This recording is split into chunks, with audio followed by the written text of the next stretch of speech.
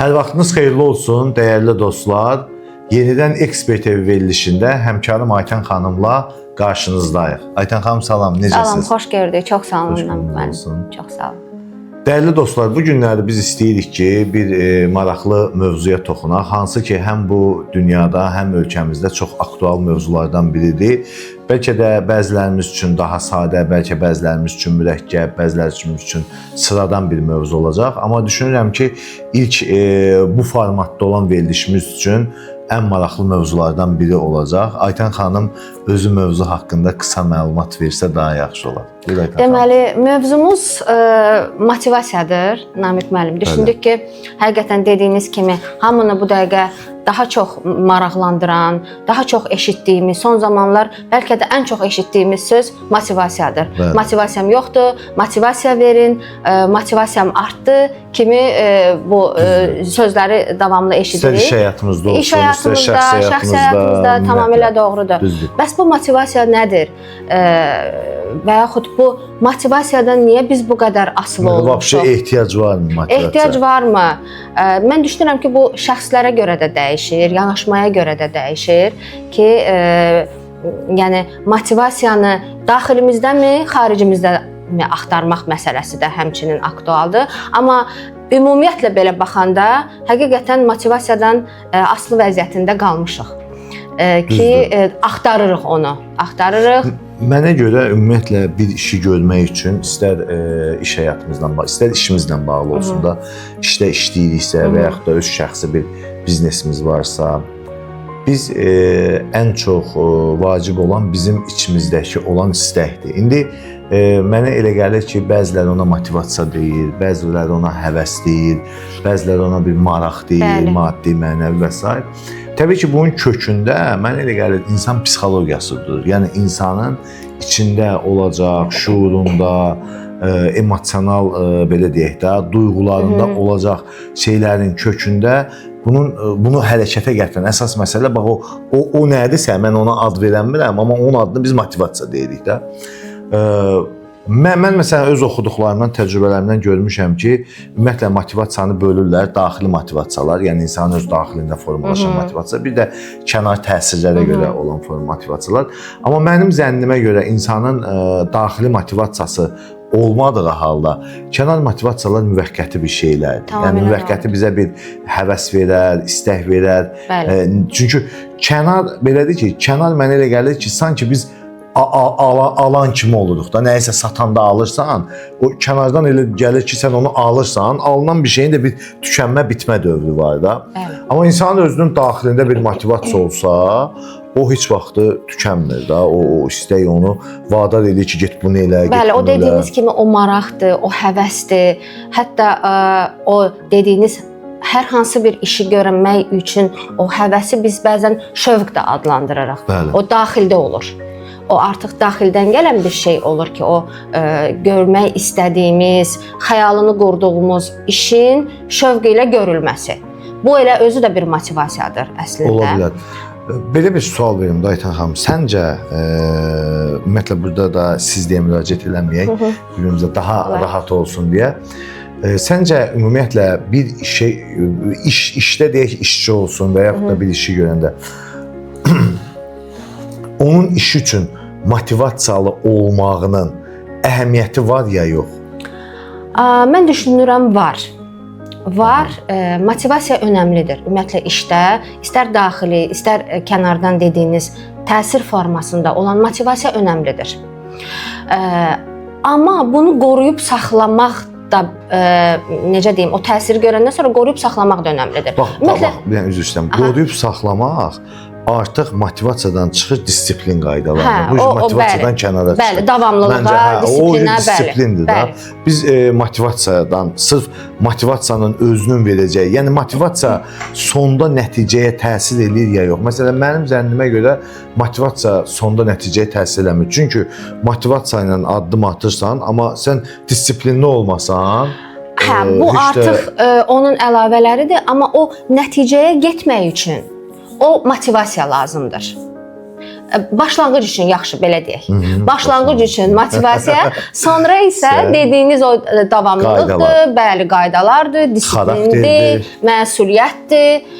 Ona qalanda həqiqətən də bu bir işin uğurlu, yaxşı nəticəsi üçün dediyimiz bu önəmlidir. Amma ilk addım üçün o yanacaq deyək də bir növ. Motivasiya sanki o işə başlamağımız üçün bizə lazım olan yanacaqdır, enerjidir. Bəzən iş mühitində deyirlər ki, işçilərin motivasiyası birbaşa rəhbərdən asılıdır. Məsələn, işçilər davamlı rəhbərdən o yanacağı tələb eləyirlər sanki. Siz bu barədə nə düşünürsünüz? Yanacağı deyənmənəm, amma pul 100% pul tələb eləyirlər. Maaş. Mən məsələn düşünürəm ki, bir işçi üçün vacib olan məsələ motivasiyası əmək haqqıdır. Amma yadımdan çıxıb hansısa mən psixoloqmu demişdi ya, mən də kimsə deyib, deyir ümumiyyətlə bir insanın bir şeyi, istəyi nə qədər çox olsa da, o istəyi əldə edəndən sonra maksimum onun xoşbəxtlik dövrü 3 aydır.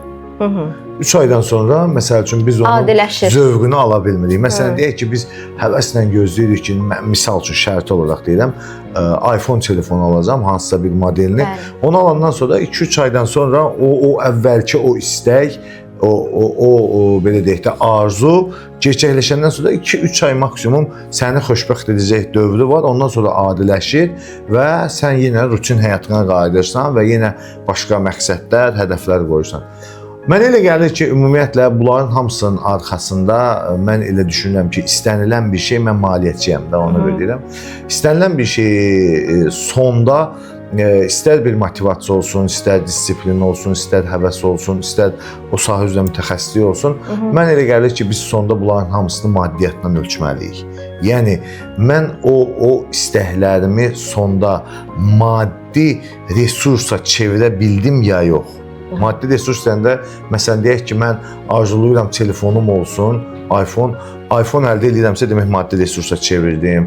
Məsələn, çox qazanmaq istəyirəm, qazancım maddi pul şəklində artırsa, mən onu maddiyyata çevirdim. Yəni mən düşünürəm ki, istənilən bir işin nəticəsində istənilən istək, arzu maddi resursa çevrilməlidir. Maddi resursa çevrilirsə və bu çevrilmələr davamlı gedirsə, o zaman sənin motivasiyan hər zaman öz yerində olur. Yox, deyək ki, mən bir işi görürəm, işin nəticəsində mən gedib uğursuz bir nəticə əldə edirəm. İkinci dəfə görürəm, üçüncü dəfə görürəm, təbii ki, bu sonda istər-istəməz mənim motivasiyamı pozacaq. Və nəticə də uğurlu olmayacaq. Motivasiya pozulacaq, disiplin qaydaları pozulacaq, nə bilim, sistem pozulacaq. Ona görə mənə elə gəlir ki, motivasiya bir tərəfdə varsa, insanda bir motivasiya varsa, motivasiyanın davamlılığı, motivasiyanın bizə verəcəyi müsbət təsiri bizim gördüyümüz işin sonraki nəticəsinə bağlıdır. Nəticə uğurlu olarsa, motivasiya böyüyər, inkişaf eləyər və sən həmin müxtəlif başqa məqsədlər qoyub ora addım atarsan. Yox, əgər sən nəticələr olmazsa, mənə elə gəlir ki, insan istəsən də, istəməsən də demotiv olacaqdır. Mən elə düşünürəm. Anlaşıldı, haqlısınız, amma biraz var. Nədir? Birincisi, siz mənim sualıma cavab vermədiniz. Komandaya motivasiya önəmlidirmi? Və yaxud komanda hər zaman motivasiyanı rəhbərindən gözləyir. Rəhbər hər zaman onu motivasiya etməlidirmi? Okey, siz dediniz ki, maddi, amma işin belə deyək də, önəmli hissələrindən biri olsa da, o əmək haqqının normal olması, nə bilim, belə deyək də, o mükafatlandırmanın vaxtı zamanında maddi mükafatlandırmanın olması öz yerində olmalıdır. Amma psixoloqlar da deyir ki, Namiq müəllim, maliyyəçilərdən fərqli olaraq, hər zamanda əmək haqqı işçini işə, komandaya və yaxud da şirkətə bağlamır. Burada biraz bir qədər dediyiniz o razısınızmı? Əlbəttə ki, mən demədim ki, ancaq əmək haqqı. Təbii ki, kollektivin mühitidir, rəhbərin münasibətidir. Elə bir iş ola bilər ki, bizə elə bir yüksək əmək haqqı verərlər, hətta təcrübələrimizdə olub. O da imtina eləyibsən. Niyə? Çünki onun sağ verəcəyi deavantajlar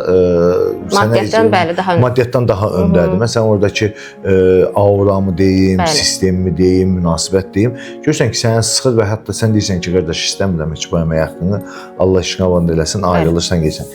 təbii ki, hər şey o əmək haqqından deyil. Biz əgər sabit orta mühitdən danışırıqsa, orta mühitdə artıq ön planda olan motivasiyanı ön plana çəkən maddiyyatdır, yəni əmək haqqıdır. Bir də ümumiyyətlə mən düşünürəm ki, istənilən halda bax, deyək ki, bir musiqiçi və yaxud da bir şair, hansı ki, illah tərəfindən verilən bu bacarıqlar var da, istedad deyirik də, ona fitri istedad deyirik, istedad deyirik, fərqi yoxdur.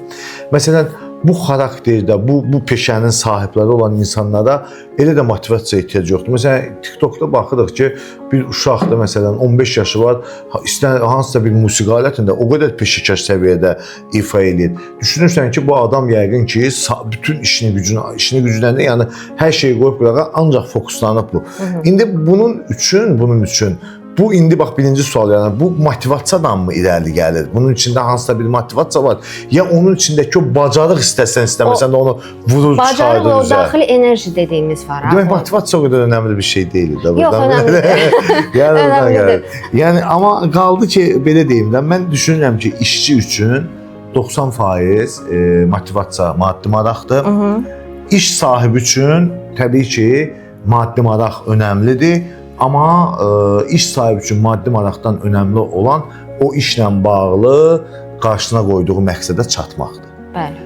Biz öz işimizdə motivasiyalı oluruq deyə o işə addım atırıq. Məsələn, motivasiyasız olsaq heç vaxt biz o işi eləməliyik. Dərik, gedərik bir yerdə oturaq, başımızı salaq, 9-6 işləyək, sabit maaşımızı alaq, müəyyən belə deyək də sıxıntılardan risklərimizi qoruyaq. Amma məsəl üçün bizim içimizdə o qədər motivasiya, həvəs, məqsəd, bilmirəm indi bəlkə də ego da deyə bilərik. Yəni içimizdə olan hansısa ego ki, mən rəhbər olum, müdür olum, o da bizə bir motivasiya verir. Ola bilər, onun üzərindən gəlir biz bir işi. Amma yenə deyirəm, bu nə zaman davam edir? Kimliyindən asılı olmayaraq mən düşünürəm ki, nəticə olmadığı halda 1-2 dönəmdən sonra görürsən ki, bu işi davam eləmək istəmirsən. O iş sənə niyə davam eləmək istəmirsən? Çünki sən nəticə görmürsən, maddi durumun sıxıntılar içində, amma sən yenə də belə həvəsli olursan ki, mən bu işi görüm. Amma nəticə olmayandan sonra onu görməyin bir faydası olmur, mənə elə gəlir. Bax, bu qədər. Razıyam. Mənim fikrim də budur. Razıyam. Təbii ki, yəni aşağı-yuxarı fikirlərimiz eynidir. Bu motivasiya, okey, var. Motivasiyadan bir qədər danışdıq. Bəs motivasiyasızlıq nədən irəli gəlir? Motivasiyam yoxdur. Davamlı biz deyirik ki, insanlar onu axtarır. Məsələn, hətta dərs mühitində uşağıma müəllim motivasiya vermədi. Dediyimiz kimi və yaxud da ki, işçilərin rəhbərdən motivasiyasızlıq kimi görməsi. Ümumiyyətlə, motivasiyasızlıq bəs nədən yaranır sizcə? Motivasiyasızlıq mən düşünürəm ki, məqsədsizlikdən. Məsələn, mən özüm öz təlimlərimdə görürəm. Məsələn, qrupda görürsən, məsələn, bir 10 nəfərdir, misal üçün deyirəm, şəhid olaraq. 10 nəfərdən 4 nəfər, 5 nəfər çox yaxşı oxuyur. Yəni, öyrənir. Biz indi kursdur da, yəni hansısa bir peşəni öyrənirik. Bu könüllü olan bir şeydir. Məcburi akademik təhsil, universitet deyilik, magistratura deyilik ki, sən məcbur bu akademik təhsil alıb, sonunda diplom alasan. Sən bu kurslara gəlirsən, öz vəsaitini xərcləyirsən, öz zamanını xərcləyirsən. Demək, sən burada nəyisə öyrənməyə gəlirsən. Görürsən ki, məsəl üçün, adam var, gələn fərdlərdən danışıram, belə həvəslə gəlir, məsələn, onu da birinci ikincisi çox həvəs olur. Sonra başlayır bəzilərində o həvəs ölməyə, bəzilərində qalır. Mən bununla bağlı çox sayda elə bil özümdə təhlillər aparmışam. Bunun əsas səbəbi odur ki, kimlər motivasiyalı qalır, kimlər motivasiyası olur. Kimlər ki, bu peşəni öyrənib, hansı öyrənməkdə bir məqsəd və maraqları var, onlar onu öyrənirlər. Məsələn, deyək ki, misal üçün deyirəm, deyək ki, işdə deyə bilər ki, sən peşəkar mühasib sertifikatını al, sənin əmək haqqını artıracaq. Və yaxud da bu özü şuurlu şəkildə dərk edir ki, mən peşəkar mühasib sertifikatını alandan sonra daha yaxşı işə keçəcəm və yaxud da daha əmək haqqımı artırması olan irəliləmə olacaq. Ola gəlir.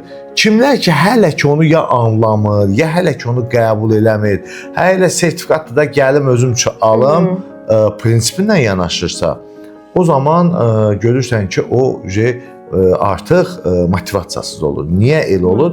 Çünki onun motivasiya bəlli bir dövr olur, arxasında ciddi məqsəd olmalıdır ki, o motivasiyanı irəli apara bilsin. Tamamilə doğrudur. O olmayanda artıq sən elə düşün ki, məqsədsiz olandan sonra motivasiya gəlir, bir dövrdən sonra qurtarır, bitir.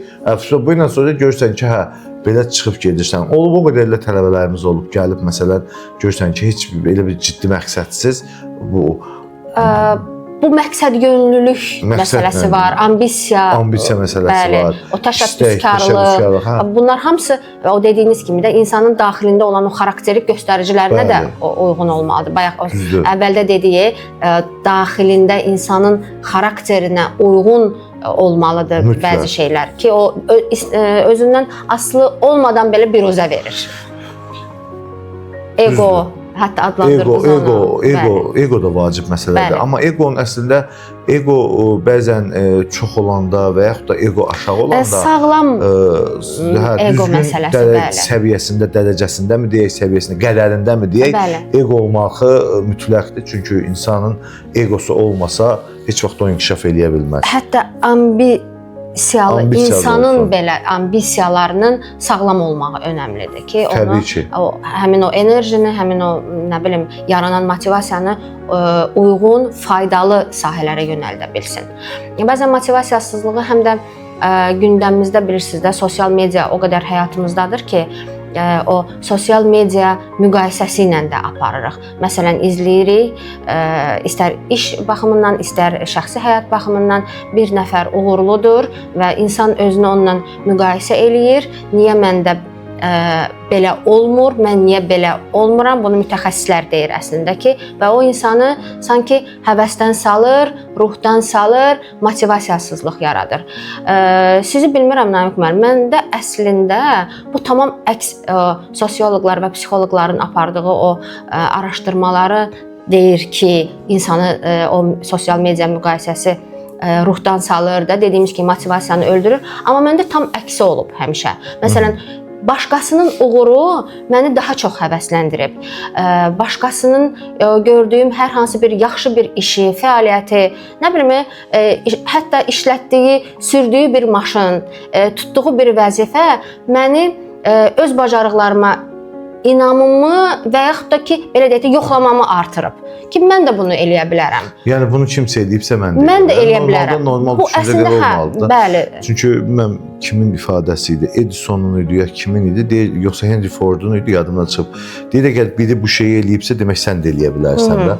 Sadəcə düzgün zamanımı gözləmək. Amma bəzən də görürsən ki, sən istəsən də, məsələn, çalışırsan, vuruşursan, yaxşı mənada çalışırsan, vuruşursan, əziyyət çəkirsən, amma nəticə olmur. İnsan həyatının əslində müəyyən mərhələlərində o da olur, bu da olur. Məsələn, şəxsimizdən danışanda o qədər çalışmısan, dediyimiz kimi vuruşmusan, istədiyin nəticəni ya almamısan, ya istədiyin kimi almamısan olub. Yəni, insan, belə deyək də, həyatında o mərhələləri də düzgün formada keçməyi bacarmalıdır. Yəni, həvəsdən... Adam var, məsələn, mən tanıyıram, bu daimi elə bil həyatı uğursuz olur da. Mən, məsələn, bunu bağlayıram hansısa bir görünməz bir gücə. Məsələn, mən düşünürəm ki, burada hansısa bir ilahi bir təsir də var. Məsələn, baxırsan, görürsən, bir işə girirsən, addım atırsan, işin o qədər rahat gedir. O qədər sürətli gedir. Məsələn, gözlədiyindən də artıq yaxşı nəticə alırsan. Bəzən baxırsan ki, bu işdən ötürü o qədər əziyyət çəkibsən, amma işin o qədər, düşüncənə görə sən hər sənə aid olan insan olaraq hər addım mərhələsində bütün addımları atıbsan. Amma sən görürsən ki, işin nəticəsi istədiyin nəticə olmuyor. Mənə görə düşünürəm ki, burada bir ilahi güc var. O şans və şanssızlıq nəzərdə tutursunuz? Şans və şanssızlıq demək, indi biri ona şans və şanssızlıq deyir. Bir naxış deyirlər. Mən düşünürəm ki, indi naxış da deyirlər, qismət də deyirlər, amma mənim düşüncəmə görə burada bu görünməz gücün, illahın da bir təsiri var. Bizdən asılı o sənə nə qədər verər. Bax, bu da çox önəmlidir. Məsələn, görürsən ki, iki dənə eyni məsələn, işlə bağlı iki nəfər məsələn müraciət eləyir. Aşağı yuxarı ikisi də eyni biliklərə, eyni bacarıqlara, xarici görünüşü eyni, ünsiyyəti eyni. Sən onlardan birini seçirsən də. Demək, burada da kimisə bəxti gətirir, kimisə bəxti gətirir. O illah ona uyğun seçir də. Belə bir biz də hansısa bir səbəb axtarırıq ki, bunun məsələn paltarının köynəyi daha yaxşı idi. Biz səbəb axtarırıq ki, onu seçək. Bax, belə məqamlar da olur. Və yaxud da əksinə görürsən ki, sənin şansın böyük olan bir yerdə, imkanların geniş olan bir yerdə sən nəticəsi mənfi olur.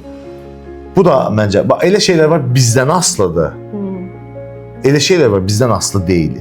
Hə, məsələn, o dediyiniz kimi o bir nəfəri seçir, o bir nəfər seçilməyən insanın üzərindən geçsək, onun belə deyək də əli qolu yanına düşməlidir, ruhdan düşməlidir ki, biz onu əslində demək istəyirik ki, elə olmamalıdır. Bir daha, yəni o Edisonun o lampa məsələsini deyək də, yəni o ruhdan düşsəydi, onlarla cəhdi olmuşdu ki, 11-cidən və 15-cidən alınmışdı. Orada biraz başqa mövzular var. Yəni biz onu o biznesə girir. Biznesdə bizim məcbur eləyir Namiq. Biznes lap məcbur eləyir insanı. Yox, belədir da. Məsələn bizim uçot mühasibatlıqda belə bir şey var. Təcrübə konstruktor işləri. Yəni research and development, inkişaf və inkişaf şeyi. Bu daha çox araşdırma, bəli. Daha çox kimlərə aiddir? İstehsalçılara, məsələn, biznesdə olan şəxslərə ki, bunlar öz həm cəmiyyəti inkişaf elətdirsinlər, həm öz bizneslərini, həm yeni məhsullar istehsal eləyib istehlakçılara çatdırsınlar. Yəni orada Edisonun davamlı şəkildə bunu eləməsini biz bir biznes kimi baxsaq, adam bu kəşf eləməkdə məqsədli olub və onu da təbii ki, bu həmin o research and development hissəsində, inkişaf yerində, təcrübə yerində başlayıb bunu həyata keçirməyə. Yoxlayın, əlavə vəsaiti var. Gəl deyək ki, Edisonun biznesi olmasaydı, Edisonun arxasında böyük maddi kütlə olmasaydı, Edison lampanı inkişaf elətdirə bilərdi, elətdirə bilməzdi. Çünki onun üçün ciddi məbləğ lazımdır ki, o təcrübələri həyata keçirsin. Tamamilə doğrudur. Və ümumiyyətlə o cür təcrübələr bir çox bizneslər olub ki, onları məhv eləyib. Beynində tutub ki, mən nəyi eləyəcəm? Məsəl üçün, bir neçə il bundan qabaq, neçə il dediyim bəlkə də bir 15-20 il bundan qabaq, Amerikanın avtomobil hegemonu General Motors bir dönəmdə məqsəd qoydu ki, qarşısına təcrübə konstruktor işləri görəcək, hansı ki, zirehli avtomobillər çıxartsın. Və milyardlarla pulu axıtdı ora, o təcrübəyə. Bir də onda ayıldı ki, ümumiyyətlə bu günləri mövcud, belə deyək də, istehsalına vəsait resurs tapa bilmir. Niyə tapa bilmir? Çünki bütün vəsaiti gedir o icada, inkişafa, kəşfə və orada artıq bir dönəmdə dayandı ki, tamamdır, biz bu itirdiyimizi itirək, problem yoxdur. Yenidən məqsəd qoyaq və Amerika o da müəyyən dövlət olaraq o da payını aldı onun və onun da bu dəqiqə General Motors'un bir pay hissəsi, mən 100-dən neçəsi isə Amerika dövlətinə aiddir. Yəni onu demək istəyirəm ki, bu Edisonun 100 dəfələrlə bunu eləməsi onun maddi imkanlarının olmasından irəli gəlib. Onun davamlı o təcrübəni keçirtməyə maddi imkanı olmasaydı Edison işığı kəşf eləməyəcəkdi, kəşf eləyəcəkdi hansısa bir X John. Maraqlı yanaşmadır. Deyirsiniz ki, onda onun Edisonun motivasiyası? Edison motivasiyası pul olub, ad olub, ego olub, mən eləyərəm olub. Və bu formatda addımlar atıb. Nəticəsini alıb. Nəticə deyəndə istənilən bir adamı gətir. Məsələn, götürək ki, məsələn, yaxşı imkanlı şahın oğlu, şahzadə hər zaman cəmiyyətdə seçilmiş olur da. Yəni bu qədimdən bir nəyə qədimdən olur. Niyə? Çünki onun şahın oğlu olduğu üçün tamamilə doğrudur. O hansısa bir ona bəlkə də uşaqlığından idarə etmə öyrədilib, uşaqlığından məqsəd yönlü öyrədilib, uşaqlığından böyüyənə yetkinlik yaşında necə dövləti idarə etmək. Yəni onun da mühitin də çox önəmi var bu təsir. Hə desək ki, hansısa bir rayondan gələn adam şəxs burada inkişaf eləyə bilməz, eləyən milyonla insanlarımız var ki, rayonlarda sıravi bir kənd həyatı yaşayıb, ondan da daha dəfələrlə zəngin şəhər həyatı yaşayan şəxslərdən daha uğurlu nəticələr olub. Bu da var. O halda ki, həmin o gələn şəxsin yaxşı bir içində motivasiyası var, istəyi var, həvəsi var, potensialı var və bunlar bu formatda məncə tənzimlənir. Mənim zənnimə görə bu mövzu bu cürdür. Motivasiya təsiri var. Mənə görə bir şəxsin inkişafında motivasiyanın təsiri var. Amma motivasiyanın təsirinin son nəticəsi yenə də çevrilməlidir maddi resursa. Maddi resurs dediyim, daha doğrusu belə deyim də, fiziki resursa. Fiziki resursun tərkibində pul da ola bilər, fiziki hər hansısa bir əşya da ola bilər və s. və ilaxır. Və yaxud insanın həyatındakı növbəti mərhələ ola bilər, bu karyera yüksəlişi ola bilər, düzdürmü? Bəli, tamamilə doğrudur. Yəni karyera yüksəlişi, söhbət indi dolar. Məsələn, mənim karyeram yüksələndə o deməkdir ki, mənim əmək haqqım artacaq, mənim sosial rifahım yaxşılaşacaq. Yenə də gəlir hansısa bir resursun nəticəsində ki, istənilən halda motivasiyanı bizə uzun müddətli yaşadan əldə etdiyimiz resurslara görə formalaşır. Qalan halda o şüar formatlı motivasiyalar məncə bu siyasətə bağlıdır, dövlət siyasətinə bağlıdır, seçkilərə bağlıdır. İlk elə bu anonslar, reklamlar seçkilərdə olubdur. Hər kəs. O da yenə deyirəm, o seçkini seçirsən, seçiləni, amma seçilən nəticə verməyəndən sonra sən yenə də sizə gözəl nitq söyləsin, bizi motivasiya eləsin, biz seçək, amma işin nəticəsi olmayandan sonra, mən resursumu əldə eləməyəndən sonra o işin nəticəsi yenə də effektiv olmur və növbəti dəfə təbii ki, o adam heç seçilmir və yaxud da heç yaxına buraxmırlar. Bax, mənə görə bu cürdür, amma motivasiyasız olmaq olmaz. Biz bir iş görürüksə, hətta səhər 9-dan 6-ya işə gediriksə, mən həmişə deyirəm ki, nə olur olsun, insan işində, həyatında dürüst olmalıdır. Tamamilə doğru. Dürüst olanda onun tərkibində motivasiya da var, onun tərkibində məqsəd yönlülük də var, onun tərkibində vicdan da var, onun tərkibində haqq da var, ədalət də var, nə bilim humanistlik də var, lazım olanda qəddarlıq da var. Dürüst olanda hamısı düzəlir. Dürüst ol, məsələn, öz işində, sən dürüst işinə yanaşsan ki, qardaş, mən bu işi düzdür, həvəsim var, motivasiyam var, amma iş getmir. Səndən asılı deyil, səbəblər var, maddi sıxıntılar var, mənəvi sıxıntılar var, çatdırmırsan, bilik bacarığın əksikdir və s. Sən bu işi alınmırsa, sən dürüst olandan sonra bu işi elə orada qəbul edib bağlayırsan, gedirsən başqa işlərinin dalınca. Yox, dürüst olsan görsən, yox, bu belə deyil, burada bu üstünlüklər var, artıq bunu eləmişəm və bunu davam edə bilərsən. Yəni, insan özü tənzimləməlidir, dürüstcəsinə ki, mən burada motivasiyamla addım atım ya atmayım.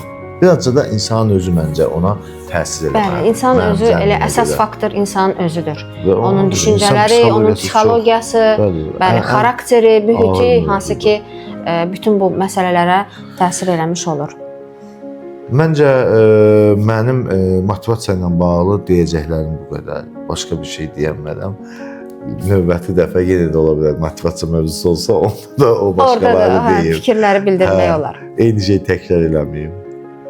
Sizin nəsə fikriniz varsa?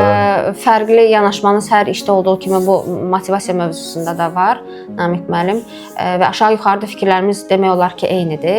Ki, mən də düşünürəm ki, insan öz daxilində onu axtarmalıdır, özünü yetişdirməlidir, hər zaman yeniliklərə açıq olmalıdır. Bəli. Həyatının istənilən dönəmində, alınanda da, işi alınmayanda da motivasiyadan düşməməlidir. Yenə də motivasiyadan düşməməlidir. Fikir verdiniz, necə dedim? Yəni, o enerjisini özü üçün... Çox motivasiyaya bağlayırsan özünə.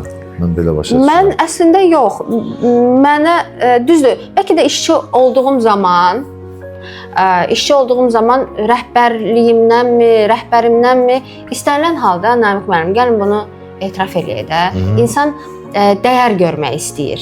Əslində, o bir növ motivasiyaya yenə də bunu bağlayırlar ki, məsələn, rəhbərlik məni dəyərləndirmədi. Yəni, dəyər görmək istədiyimiz nədir? Dediyim elə o resursdur da. Yenə də maddi resursdur, okey, birincisidir. Resursa çevirə bilməlisən, nəticəsini görməksən. Tamamilə doğru. Bəzən iş çevrəsində yalnız bu əmək haqqı məsələsi olmur. Dediyimiz kimi, hər hansı bir layihəni icra edirsən, işi uğurla nəticələndirirsən, adi tərif belə, adi təşəkkür belə işçidə motivasiyanı artırır. Allah kömək etsin.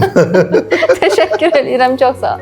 Hə, indi Yəni, tutaq ki, elə rəhbər isə bunu necə eləyirik? Xoş sözlə belə deyək də, razı qalan işçi gözəl işçidir. Bəli. Yəni mən istəyirəm ki, bizim bütün işçilərimiz o formatda olsun. Yox, paralel xahiş edirəm. Sən aslansan, Türklərlə görürsən, aslanım mənim, koçum mənim, nə bilim nəyim. Bizdə də var, məsələn, əjdaham, nə bilim nə.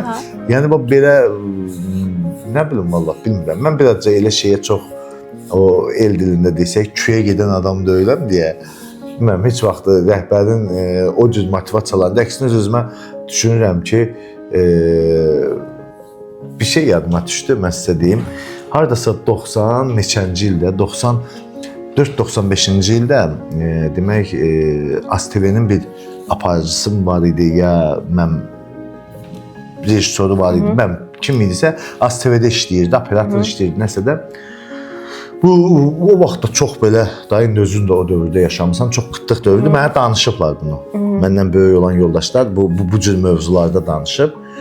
Deyir, bu elə bir işə imtina eləyir, işdən çıxmaq istəyir. O şimdi rəhbərlik çağırır ki, biz ağır dönəmdəyik, biz belə olacağıq, ölkənin birinci kanalıyıq, belə. Motivasiya verir. O için motivasiya verir. Bu da qayıdıb dedi ki, mən sizi anlayıram da, siz çox gözəl, düz deyirsiniz də, mən çox mənim üçün şərəfdir, ləyaqətdir burada işləmək, nə bilim nə.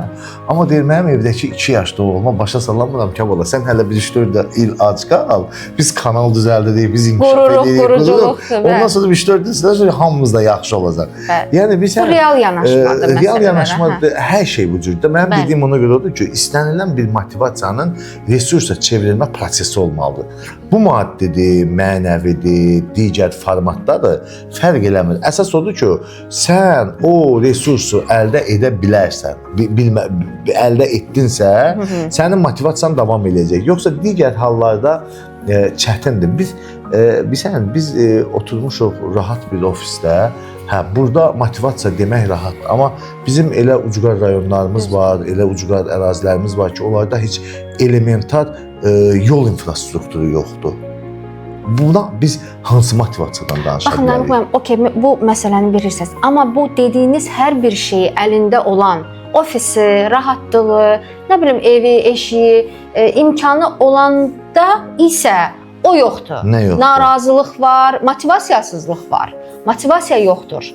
O var, məsələsi var. Biz onu real dəyərləndiririk ki, adamın heç nəyi yoxdursa ona motivasiya elə, nə bilim, belə yüksək dəyərlərdən danış ki, onun dediyiniz o resursları çatmırsa, heç bir şey onu qəbul eləməyəcək. Amma elə hazırda cəmiyyətimizin elə üzvləri var ki, bütün bu şeylər var, amma yenə də nəsə çatışmır ona, yenə də o motivasiyanı axtarır, həvəssizlik var bir növ.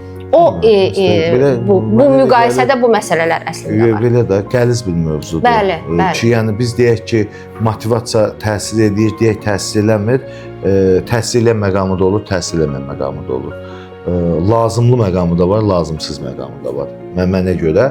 Amma biz motivasiya dediyimizə bizdə belə deyim də, belə bir ifadə var, ümid. Deyir, insanların nəyini qırırsan qır, amma ümidlərini qırma. Yəni, ümid bəlkə də onun sahib olacağı tək bir nədirsə də, bağlayan, həyata bağlayan, sabaha bağlayan. Mən elə düşünürəm ki, onun insanların ümidləri qırılmamalıdır. Ümidin də müasir adını biz motivasiya deyək də. Adını dəyişmişik, motivasiya qoymuşuq. Amma gül kimi bizim ifadəmiz var. Maraqlı yanaşmadır. Yəni ona görə mən düşünürəm ki, sinonim kimi verə bilərik. Ümid ən önəmli ümiddir və ümid də çox vacibdir. Sonda izləyicilərimizə motivasiyada qalmaları üçün nə tövsiyə edə bilərsiniz, Namiq müəllim? Motivasiyada qalmaları üçün maddi motivasiyada qalmaları üçün də, mənəvi motivasiyada qalmaları üçün. Elə bir tövsiyə edəyəm mənim. Edəcəyim bir tövsiyə yox. Yoxdur. Yox, nə tövsiyə edeyim? Yəni deyəcəm ki, pulsuz işləyin, yaxşı işləyin, həvəslə işləyin, artacaq, olmayacaq. Desəm ki, rəhbəriniz pul verəcək, o da olmayacaq. Çünki tərifləsin sizi, rəhbəriniz motivasiya olsun, necədir bəs? Yox, insan özündən bağlıdır, xarakterindən bağlı, istəyindən bağlı, məcburiyyətlərindən bağlıdır. Görürsən, məsələn, sən məcbursan bu işi işləməyə, Çünki ehtiyacın var və oradakı hər ağırlıqlara dözürsən. Çünki sənin bacardığın, biliyin budur da, bundan artıq deyil. Baxırsan ki, sən daha yaxşı qabiliyyətlərin var, amma tənbəlsən, motivasiyan yoxdur. Bax, buna motivasiya lazımdır. Məsələn, bu adamın bacarığı var, biliyi var, hərəkəti yoxdur. Tövsiyə eləyin, neynəsin? Ona o tövsiyə heç nə, komfort zonadan çıxsın, getsin, yaxşı işlər tapsın. Həvəs gəlməsi üçün sizcə nə etməlidir o? Həvəs gəlməsi üçün enerji artmalıdır. Deməli, gəlir idman eləməlidir. Bəli, enerjini artıran məsələlər. Ən yaxşı şey idmandır. İnsan niyə idmandır? İdman insanda müəyyən bir qısa müddətdə fiziki formasında dəyişiklik eləyir. Motivasiya gəlir insana. Motivasiya gəlir insana. Bəli, o fiziki forması dəyişir. Görsən ki, məsəl üçün fit formaya düşür, bədəni belə də atletik forma alır. Onda bir həvəs yaranır. Başlayır artıq o başqa işlərə də bunu yansıtmağa ki, mən bunu addımı atdım, görsən bunun nəticəsi oldu. Mən bu addımı atdım, bunun nəticəsi oldu. Belə-belə görsən iş həyatına, şəxsi həyata belə də həvəslənir. Belə də bu cür. O da yenə deyirəm, nəticə ilə bağlıdır. Adam var görsən ki, o nəticə alamır. Məsələn, çalışır, idmana gedir, arıqlamaq istəyir, arıqlaya bilmir. Əksinə kökəlir və yaxud da ki, məsələn, forması heç düzəlmir. 3 ay, 5 ay ondan sonra başını buraxır. Bəlkə o davamlılığı eləmir. Bəlkə 5 aydan sonra yox, 7 aydan sonra çox təbii ki, nəticə gələcək. Ola bilər birində 5 ay, birində disiplinlikdə artıq motivasiyadan çox disiplinliyə keçməlidir. Motivasiya bizə ilk hop eləməyə lazımdır. Ondan sonra motivasiya olmasa da olar. Hop eləmək üçün motivasiya lazımdır. Heç nə, hop eləsinlər. Tək tövsiyəm hop eləməkdir. Hop eləməkdir. Amma hop elib necə deyirlər? Əvvəl hoppan, sonra hop elə. Ataların belə bir sözü də var. Əvvəl hoppan, sonra hop elə, yoxsa mən bilirdim. Yox, əvvəl hoppan, sonra hop. O bir növ bilirsiniz nə deyir? Yəni ki, belə eləyəcəm, belə olacaq danışma da. Elə, sonra o hopu deyərsən. Məsələsidir ki, mən öz belə deyək də iş həyatımda da bu komanda motivasiya məqsədli bu atalar sözündən çox istifadə eləmişəm həqiqətən ki, yəni biz bunu belə eləyəcəyik. Gətir, göstər, sonra danışarıq ki, sən nə etmisən, nə edəcəksən formatında. Belə. Mənim sözüm bitdi. Sən təşəkkür edirəm. Çox sağ olun Namiq müəllim. Həqiqətən çox ciddi təcrübə bölgüsü idi. Mən də əslində sizin dediklərinizlə bəzi hissələrlə razıyam, bəzi hissələrlə razı olmaya da bilərəm, amma bir şeyə inanıram ki, mən daxili motivasiyaya, xarici motivasiyadan daha çox inanıram. Ümid eləyin və bu ümidləriniz də inşallah ki, doğrulmaq ümidi ilə. Çox sağ olun, çox sağ olun. Sağ olun, dəyərli dostlar.